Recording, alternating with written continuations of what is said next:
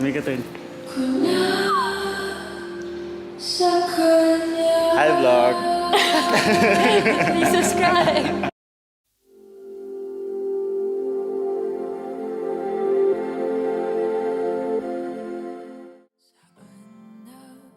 Paubaya was written during quarantine, and Jason and I were in the States for 5 months. Naabutan kami ng lockdown doon. I knew I wanted to close the Patawad era a certain way, but I just couldn't figure it out. And then Jason comes up to me and shows me, "Babe, I have a chord pattern." So I listened to it, and then I said, da da da da da da da da da da.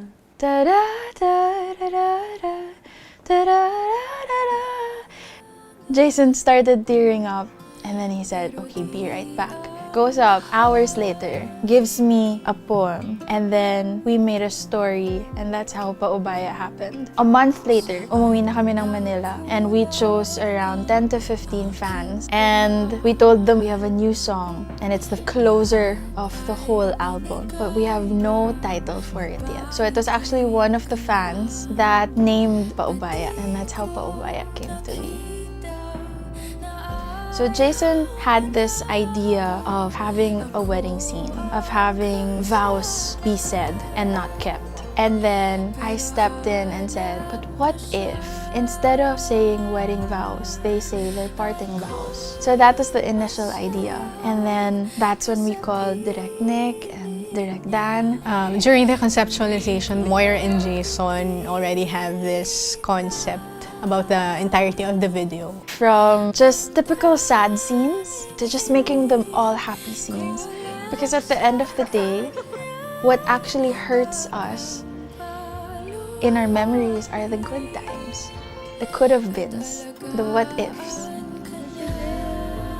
The happy memories that we were counting on to sustain a relationship. So for the Paubaya music video, we wanted to be realistic with emotions, with forgiveness, with what goes on in the heads of people who are actually going through this. As soon as we finished the song, we already knew that we really wanted Josh and Julia to do it. We've been friends with them for since Torre. I met Julia because she used to get me as her band. Dati ako sessionista for her birthday parties in 2016. 2017, Love You to the Stars happened, and I became the singer of the theme song for Torre, which Direct Nick and Direct Dan were also part of. And that kind of kick-started that whole season with them, and just becoming friends with them and getting to know how good they are, how kind they are, how professional they are. And it was that time also that Jason and I started becoming their biggest fans. On and off screen, we love them so much. But even without the friendship, we would still be their biggest fans. And I'm really, really happy that it was them. I can't imagine Paubaya having any other actor than them. You could really see the new relationship that Josh and Julia has found, and the freedom they found also being on set again.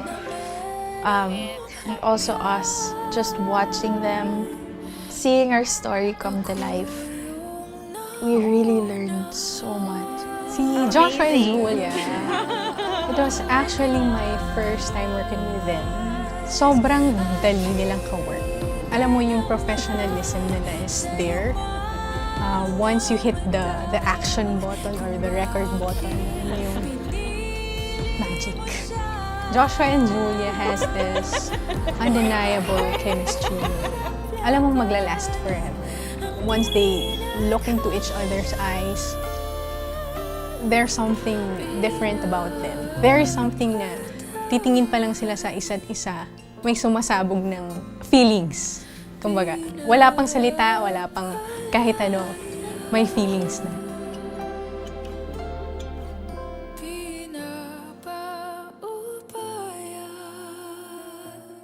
Oh, the team was so great. Everyone was so game. Everyone on set respected each other's brains, how their minds worked. Everyone was constantly amazed with what each artist on set had to bring. Artists including our director, our DOP, Jason, me, Josh and Julia.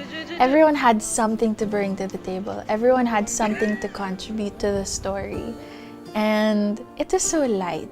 One of the many things that really amazed me was the humility of Direct Nick Ablao. Usually, pag naisip mo na boss to, hindi mo siya mabibigyan ng suggestions eh. With Direct Nick, she's not just open to your suggestions, she welcomes it. And I think that's what makes her such an effective director, because she listens and she respects the minds of the creatives around her, and she grows from that and she builds from that. And that's why I really believe my storytelling was even more effective, because I had such an effective director to back me up. The set was just a group of people celebrating each other, respecting each other, and telling a story together. We had two main emotions on set. When Direct Nick says action, all of us were crying. When she says cut, all of us were laughing. It wasn't just a fun and light set. It was also one of the most satisfying moments in my life, when after a whole day of shooting, when everyone's usually exhausted, we were left with gratitude and joy. That yung joy na nadadating lang pag nasatisfy yung passion mo, pag nagawa mo ng buong buo. We were all just so grateful for each other. Yung experience namin sa set, kabalingtaran siya nung na-experience ng tao while they're watching the video. There was never a dull moment, actually. Parang laging nagtatawanan, ganon, after each take. May learning kami from each other. We learned from Direk, we learned from Moy, we learned from Josh and Julia. Everyone was just taking it all in sa set. Actually, Josh, Julia, Jason, and I, we had been meeting a lot before the actual shoot. And we all talked about what we wanted to say. What Jason and I had initially, because we wanted to make it, from wedding vows to parting vows, is to put the lines of the songs all throughout the Patawad album that promises freedom and total forgiveness. So, like a line in Patawad Paalam, at ang huling pangakong maibibigay ay sa ating dalawa ay wala nang sisihan. Line from Handa Awit by Brian V, which is the first track of my album. Handa na akong muling sumugal. Handa na akong muling magmahal. Handa na akong lumabas sa aking bangka kahit ilang beses na akong nagtangka at lumubog at nalunod sa kasinungalingan na ang pag-asa ay isang pantasya na binubulag ako sa katotohanan. And a lot of us feel that. A lot of us feel that hope is just a way to blind you from the truth, but it's not. I wanted to make sure that the lines said you are not a hopeless case, because you are not. And basically they got that. They embodied it, and they said it in their own words. Feb 14, because it's a day of love, and a lot of us feel that love is staying together, but sometimes love is setting people free. I, for one, am very, very blessed to have a husband who loves me, who takes care of me. But I've also been in a place where I didn't have that privilege. And I know that a lot of people are in waiting. Maraming naghihintay, maraming nagpatawad, maraming nagpalayat, nagpaubaya. And I wanted to make sure that those people know that they are understood, that they are not alone. Masakit man yung pinagdaanan nila, pero hindi sila nag-iisa. When we got to tell Moy's story of how she felt about the song or how the song was for her, parang doon mo mas maiintindihan yung another essence of love. I mean, yun, sobrang lalim pala nung love for Moy. So if you watch till the very end of the video, you will see my logo. And if you watch a little longer after that, you will see that the snowflake will change into a flower. And that signifies the end of winter and the beginning of spring. And spring is about hope, the growth of new leaves. Para makarating yung bago, kailangan mo na mawala ng luma. For new leaves to be able to grow, old leaves must fall. That's what the Malaya album, which is season 1, is all about. Winter is Patawad album. A lot of times we want instant gratification. In order to find something that will last, we need to learn how to wait and not rush anything. So the whole Patawad album is about forgiveness, like its title. It's about letting go, it's about setting people free, it's about finding freedom in forgiveness. All of these things aren't really successful if you do it on your own.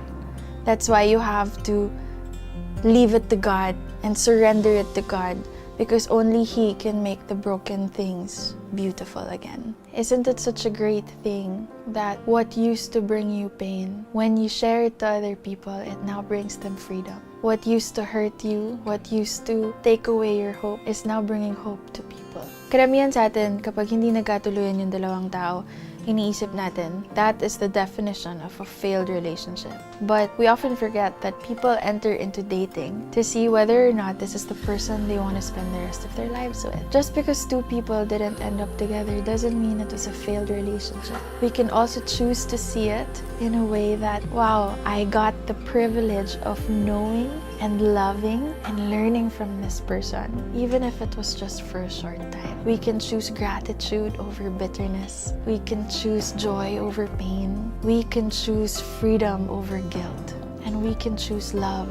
And we can choose forgiveness. And just because you're not going to continue that in the seasons to come doesn't mean it was a failed one. From here on, I will choose to remember the good times, because you are still worth that.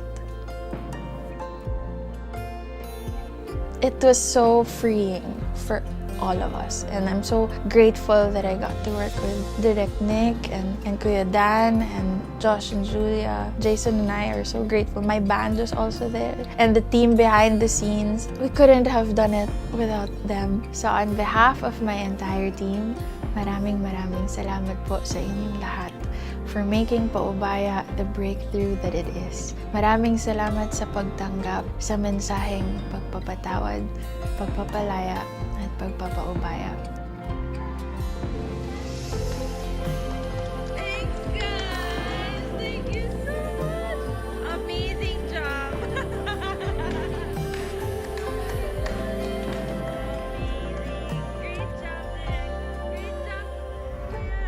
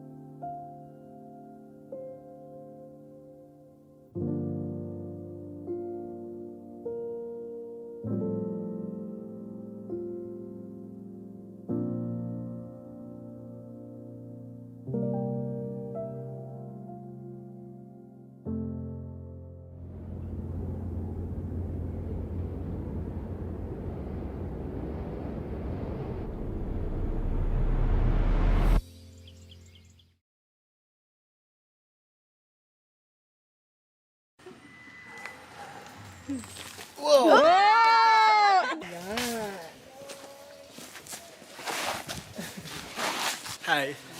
Come on. Wait. Sad naman, oh.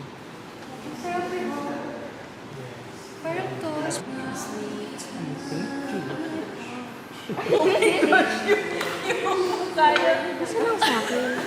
Andun ate.